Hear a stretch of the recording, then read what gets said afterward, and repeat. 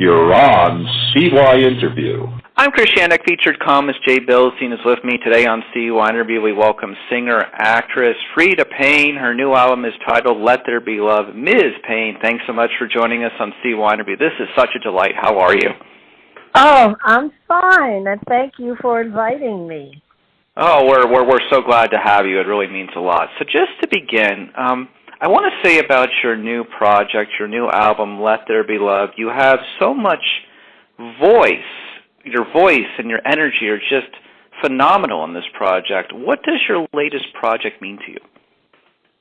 Well, it's a dream in a sense. It's a dream, and saying that means that I'm able to sing the kind of music that I kind of grew up with as a teen, and also as an adult, a young adult as well.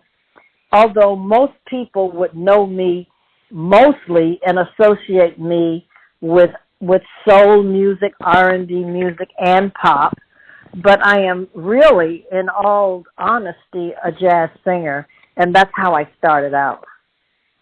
And, well, you know, go ahead, I'm sorry. Oh, and also the fact that I was able to do duets with some iconic artists who are still relevant and still in the industry and doing well and highly regarded in the industry as jazz artists. I'd have to say that it was a proud privilege to be able to work with them and have them work with me and sing with me. I mean, this will go on forever. You know, this will always be here. You know, it'll never disappear or go away. You know, it's always going to be. When you record something and it's out there, whether it's vinyl or CD or on the internet and online, you know, that's it. So at least I know I've done it. And not too many artists can, there are a few of them that can say it. I know them very well, but not too many artists can say they've duetted with Johnny Mathis and recorded with him.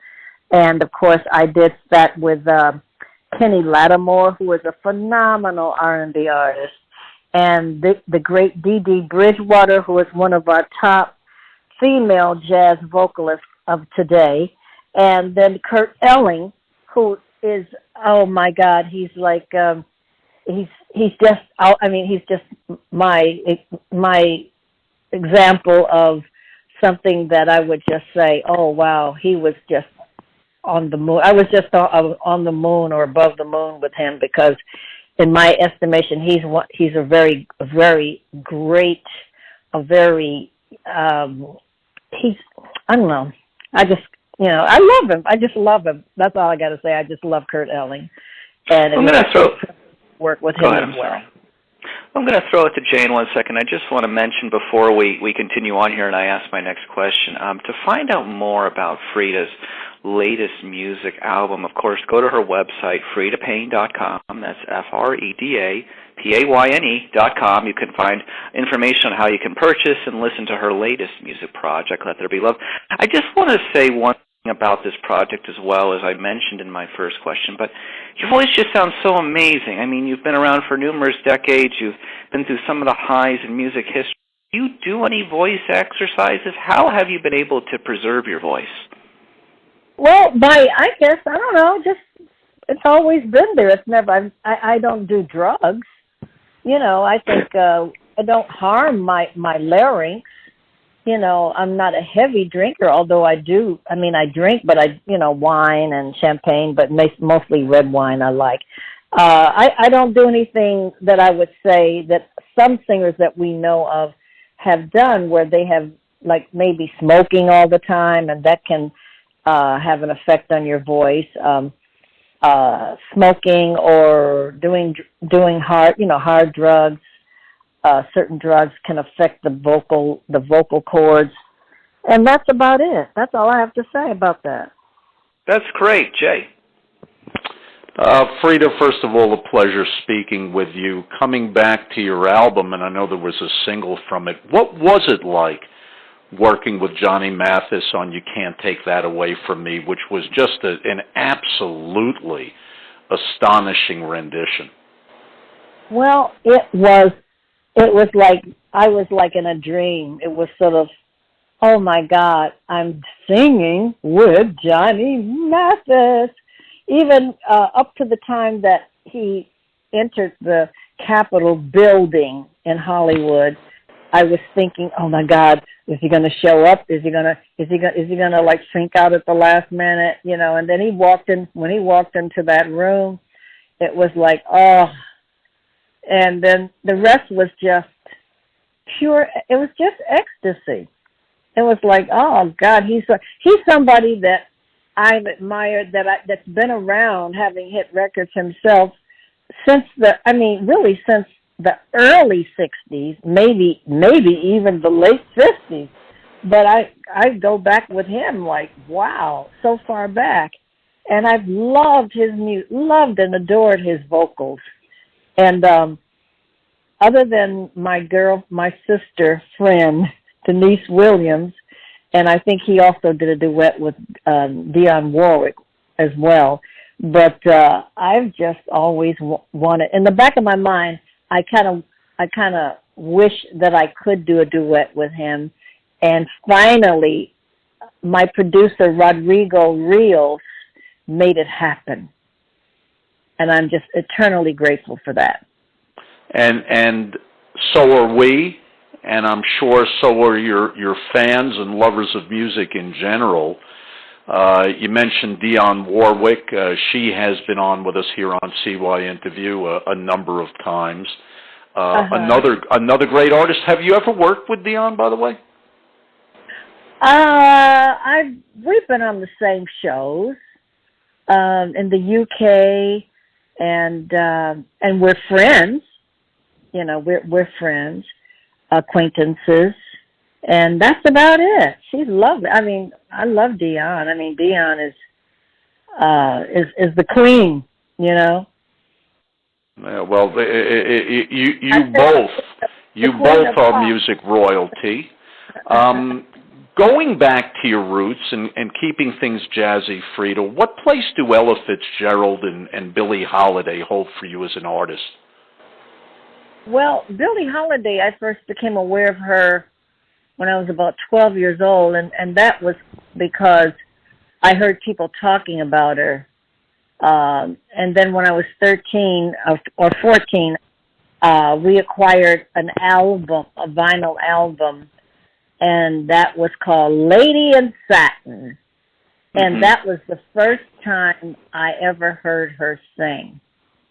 And I was sort of, you know, I kind of like figured, I had in my mind singers like Edie Gourmet or singers like Ella Fitzgerald or Carmen McRae, and I didn't hear that in her. I heard something else. I felt the pain, and her vocals had started to deteriorate, even though she was recording with a very plush orchestra. That was my impression as a 13-year-old.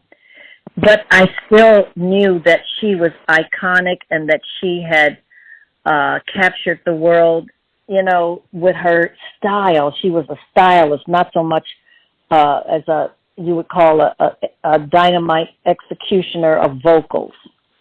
She was a stylist, and she became very famous.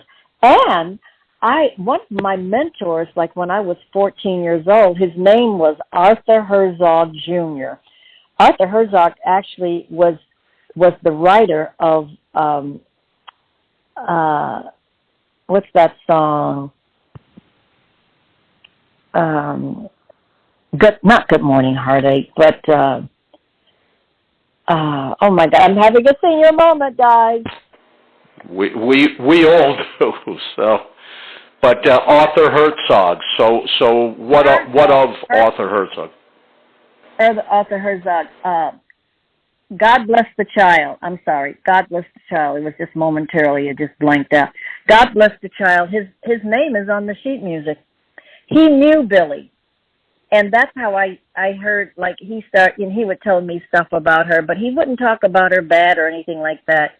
He basically would just say, you know, he works with her, and I think she also co-wrote it along with him. Wow. And I used to sing demos. I used to do demos with him. He used to have me sing some of his songs, demos. I did a couple of demos for him. And he was one of my early mentors. And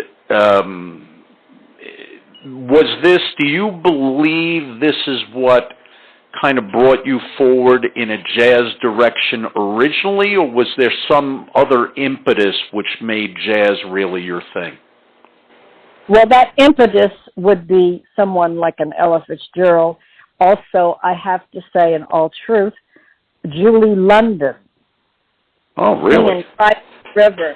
When I was 12 and 13, I remember I had a little radio that was right above my twin bed, above my head, and on a little platform, and I would play it late at night instead of going to sleep right away. I would listen to the radio. There was a station that played kind of like, I would say, jazz, more smooth jazz. They played artists like Chet Baker, like Julie London, June Christie, Chris Connor, people like that, and Carmen McRae, some Ella. They play some Ella, and some Dizzy Gillespie, and I would just listen. I first heard "Cry Me a River" sung by Julie London. That's how I first heard that song, and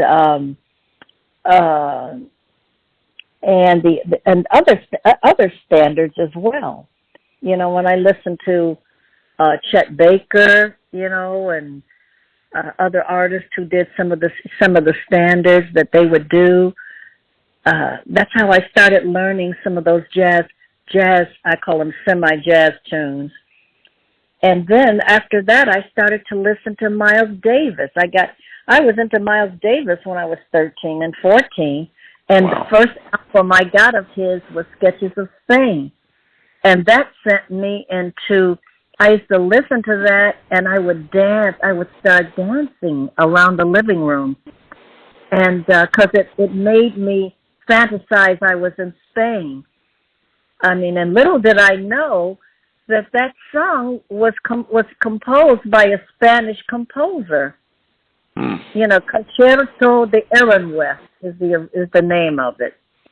And then the first time I went to Spain was in 1965 to Madrid, and I can remember looking out the window of the plane, and we were flying over over the terrain of Spain, and I was looking, and all of a sudden in my head I start hearing Sketches of Spain being played in my head, you know, and it was just mercurical and magical. And then I was into Dizzy Gillespie because a lot of times they would have him as a guest on some of the late night TV shows, you know, of local artists who were appearing at clubs in Detroit, you know, and Baker's Keyboard Lounge and places like that, or the Flame Show Bar, or other jazz clubs, mainly Baker's Keyboard Lounge. And Dizzy Gillespie would come on, and people like him.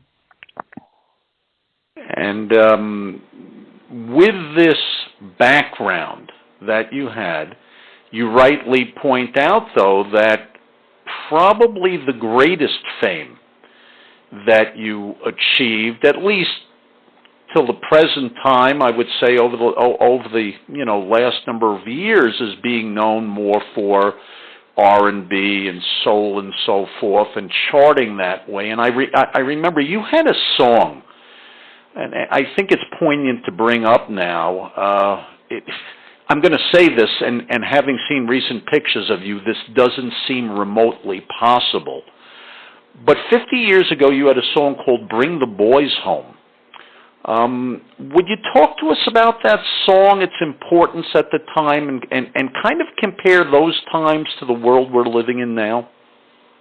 Well, "Bring the Boys Home" turned out to be my second big hit record. It was a gold record for me, and it was 1971 when it was released.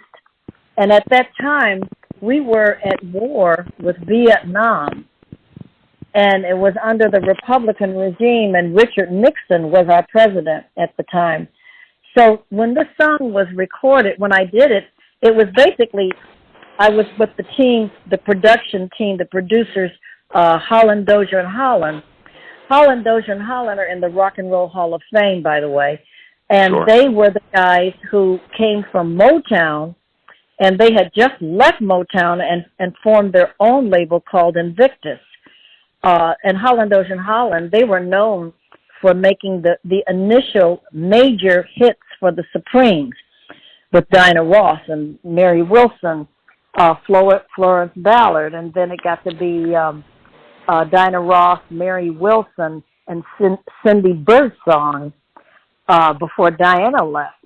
But Holland, Dozier, and Holland also produced the major hits for the Four Tops, and and also Martha Reeves and the Marvelettes and the Vandellas. But anyway, they wrote a song for me called Band of Gold, and produced it on me when they had the Invictus label, and that was my first big hit. So that was the first time I busted onto the R&B charts with a hit record, top of the charts. And a year later, they were actually looking for a big hit follow-up, and that turned out to be Bring the Boys Home. So Bring the Boys Home came out in 71, and exactly 2 weeks after it was released, there was a notification from Washington, D.C., stating, and it was sent to the record label, to their offices, and it said, that song, Bring the Boys Home, will not be played in South Vietnam due to the fact that it will be giving aid and comfort to the enemy. And we were highly shocked and surprised about that, because in actuality, it was the opposite. It was the opposite. And over the many decades and years, how many times has a former Vietnam vet walked up to me and thanked me for recording that song? They said because that song helped them get through. I believe it. I believe it. And you bring up, rightly so, Band of Gold, which is your absolutely monster hit from 1970, and it has become an absolute enduring classic. And I just wondered, I know you've been questioned about this many, many times, but do you have any updated take on what makes that song so popular? Well, I have to tell you in honesty, all honesty, I really don't know, but I think the answer is because this has come back to me many times from people here and there, and they want to know, was it because the guy was gay and he couldn't do anything with her and he walked out, and then again, the other opinion would be, no, she was frigid. She wasn't ready to have sex. And everybody has their own interpretation, and it's what makes them love a song, or it's what resonates with each person according to their situation or what they imagine it to be. I certainly believe that, because, the first time the song really resonated with me, I know it came out in 1970, but I was 12 years old in 1972, and I was on vacation with my family in Miami Beach, of all places. Yeah. And I was sitting in the back of the car, and Band of Gold came on, and as a 12-year-old, I remember it being one of the songs that actually first made me sad. I used to listen to a lot of music and rock and so forth. Didn't really, but it made me sad in a way. It touched me. And then later on, of course, I bought the single, and I couldn't stop. It had an addictive quality to it. As I understand, though, the lyrics were changed to make the song shorter, and it really did point to perhaps some kind of difficulty in between this man and this woman that didn't really have to do with sexual orientation or didn't have to do with the inability to perform, but something earlier in the relationship may have gone awry that led to this. Is that your understanding? Was the song actually tightened at a certain point in time for commercial airplay, and does that lead to some of the interpretations? Well, yeah, it was. It was short, and it was specifically shortened for radio airplay because they had to be very careful about how long a song was, and especially getting it to be played on certain R&B and pop stations as well. Yeah, it was what an absolute monster hit, Chris. Freda, do you think the music era that you grew up in and were part of at the beginning of your career, the 60s and 70s, were the best times in music history? I do agree. I would say 60s, 70s, and I would even include some of the 80s. Sure. Because as you remember, I mean, even the 70s, look at all the acts that came out in the 70s. I mean, come on. You have Earth, Wind, and Fire. You've got Donna Summer, the disco era, Gloria Gaynor. It was like there was a lot of great acts, a lot of great music that came out in the 70s and the 60s as well. And, of course, some of that was yours, of course. Yeah, some of it was mine. Uh-huh. Yeah, mine like 1970, 71, and 72, somewhere in that area. Moving forward on that, I wanted to say a few other things, and I'm going to throw it back to Jay. Your sister Sherry was also a singer. What was that like to have a sister who was also a singer, also a performer, also an entertainer? Did that help you both when you were both trying to accomplish goals? Well, Sherry started, first of all, Sherry didn't jump into the industry, the business, until, let me see, about around the late like around 1970, 69, around there. And that's when I first I signed with Invictus in 68, and then we started recording in 69, and then Band of Gold came out in 1970. Sherry didn't get into the industry until she was like in her mid-20s, and she had gone to Michigan State. See, I never went to college. I went directly from high school at the age of 6. I graduated at 16, and 18 I went to New York. Sherry went on to Michigan State, graduated, and then she started teaching. She taught school for a couple of years, and I don't think she was very happy doing that. And then one day, I was in Detroit, back in Detroit at home, and I was on the phone with Eddie Holland, who was of Holland, Ocean Holland, of course. And I was on the phone with him, and Sherry was at our piano playing some of her original compositions. And he said, "Who's that playing?" And I said, "That's my sister Sherry." He said, "Can she sing?" I said, "Yeah, she can sing. She can sing as good as me." He said, "Well, put her on the phone." So I put Sherry on the phone.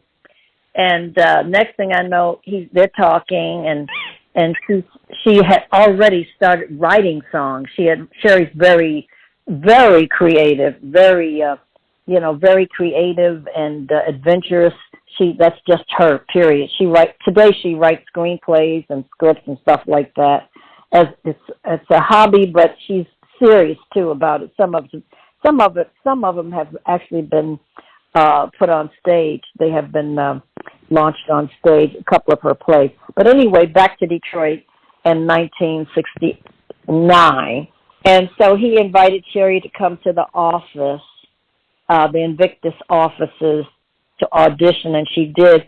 And they signed her up and put her in a group called the Glass House. So she was in the Glass House, and she wrote a song. She had a minor R&B hit back then called Crumbs Off the Table. She recorded it, and also a lady by the name that was also on the label by the name of Laura Lee recorded it, and it became a hit. Back then it became a hit. And next thing I know, she was doing that. So around 1973, when the Supremes, Diana had already left. Diana, I think, left around 1969 or 1970, and the lady who replaced Diana Ross was Jean Terrell, and then Jean Terrell had actually came out and with the Supremes and had a few hits herself, top hits, and then Jean Terrell left in 73. And that left Mary Wilson, who at the time was the leader of the group.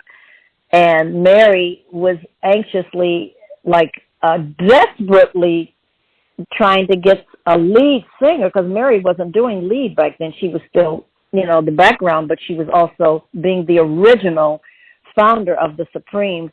It was her, Motown and Barry, allowed Mary to be sort of like the leader of the group. So it just turned out that Lamont Dozier, who was also a part of Holland, Dozier and Holland, who was a friend of ours, I went to school with Lamont, and Lamont had heard about Sherry and that she could sing, and he had heard her sing, and he suggested to Mary that she should, hire Sherry. So that's what happened. Mary hired Sherry as a lead singer. Sherry signed a contract with Motown as a lead singer. And she stayed with the group for 3.5 years. And also, Sherry recorded on Motown as a Supreme, and also Motown recorded Sherry and Susie Green, who became also a member of the Supremes after Cindy Birdsong left. And they recorded an album on their own. It was called Partners.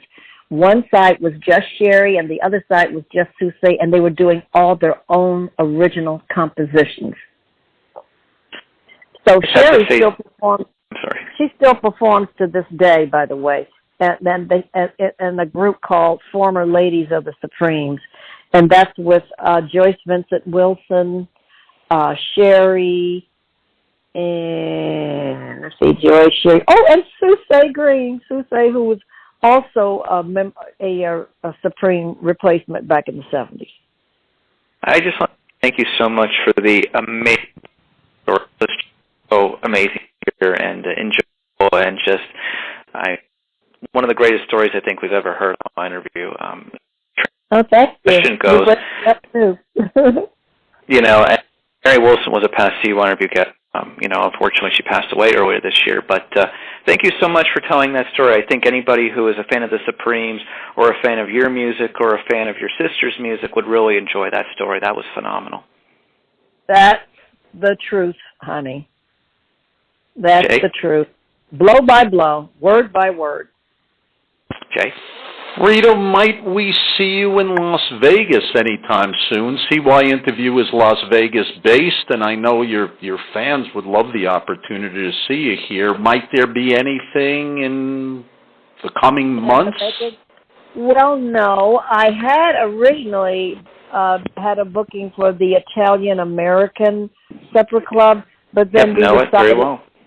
Yeah, we decided to not do it now and put that aside until a later date. Got you. Well, it's been an absolute pleasure speaking with you, really. I'll say this, really coming of age in the 1970s, as I told you, the impact that Band of Gold had on me back in 72. I had two crushes on singers. One was Olivia Newton-John, but before Olivia Newton-John, there was Freda Payne. So it's not often I get to meet somebody who I had a crush on, and it was a well-deserved crush. You are a phenomenal artist, and you're also just exceptionally beautiful and a very, very nice and hospitable person. And we thank you so much for being on CYInterview. Oh, you're welcome. And also, my book is coming out. It's Ooh. going to be released November the 2nd. What's the title of your book? Band of Gold, a memoir by Freda Payne and Mark Biko. Well, we're going to have you back for it. We're going to have you back to talk about your memoirs. Well, I did want to ask you one last question. Yeah. What do you hope people take away from your music? Just the fact that it made them feel good, and that it was healing in some way, and brought some joy to their life. Well, I think you've definitely brought joy to me and Jay tonight here on CYInterview. Absolutely. So we'll leave it at that. So for singer, actress Freda Payne, featured columnist Jay Bilstein, and CYInterview, I'm Christian